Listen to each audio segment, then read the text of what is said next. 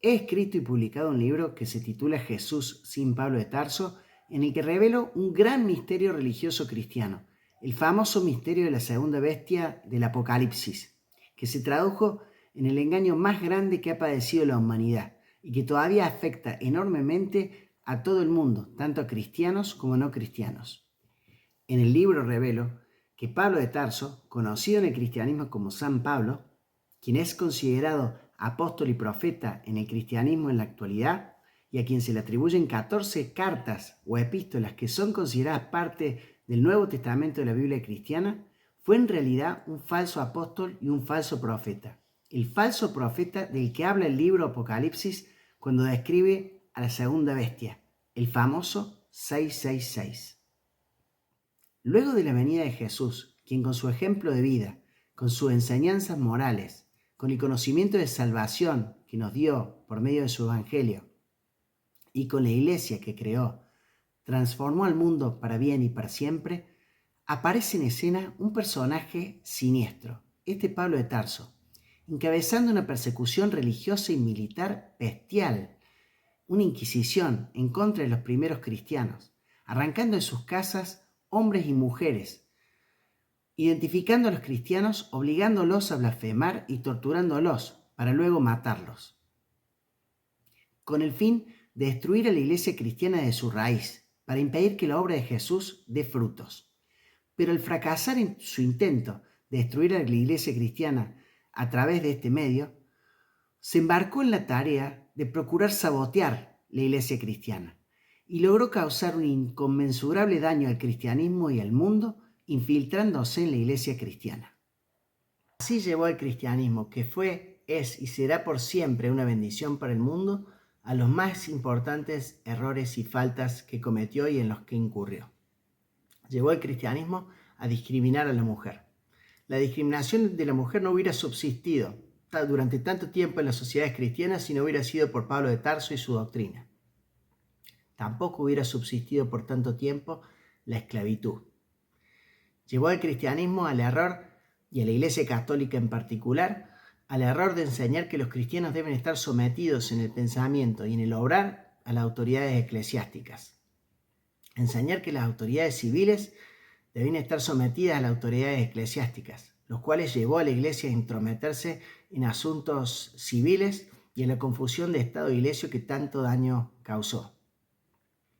Llevó a la Iglesia cristiana al error de dar legitimidad divina a todas las autoridades civiles, sin importar el modo como llegaron al poder, incluso a tiranos. Si uno se pregunta cómo fue el cristianismo del no juzgar de Jesús a la Inquisición, va a encontrar respuestas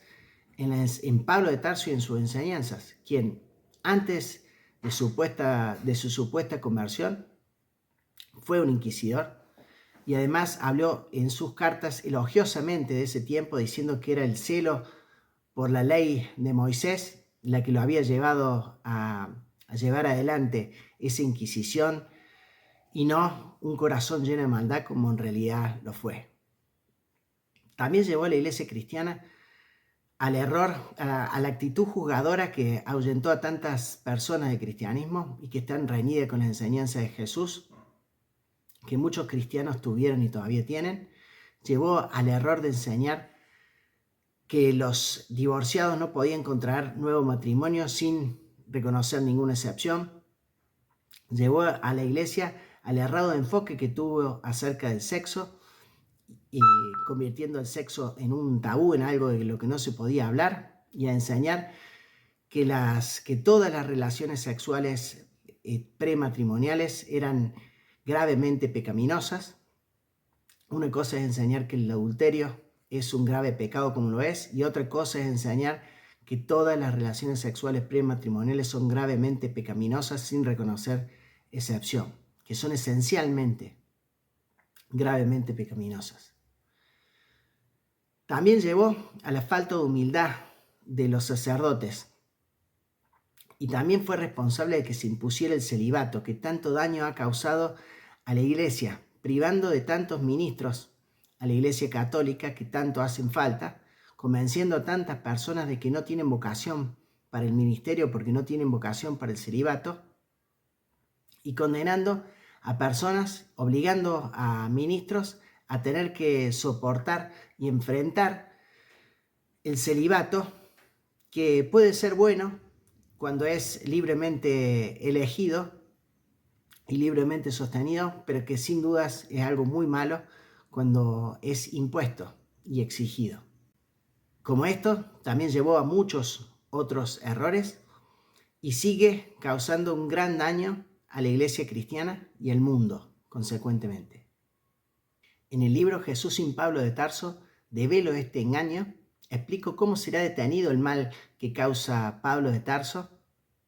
y también el segundo cuerno de la segunda bestia, y cómo está profetizado un gran bien para el mundo cuando éste suceda y la victoria de la palabra de Jesús por sobre la misma. Este libro, conjuntamente con otros de mi autoría, se pueden adquirir por internet. No deje de ponerse en contacto conmigo por cualquier duda o inquietud que tenga al respecto, o si quiere colaborar conmigo para la difusión de esta gran verdad. No deje de colaborar en la victoria de la palabra de Jesús.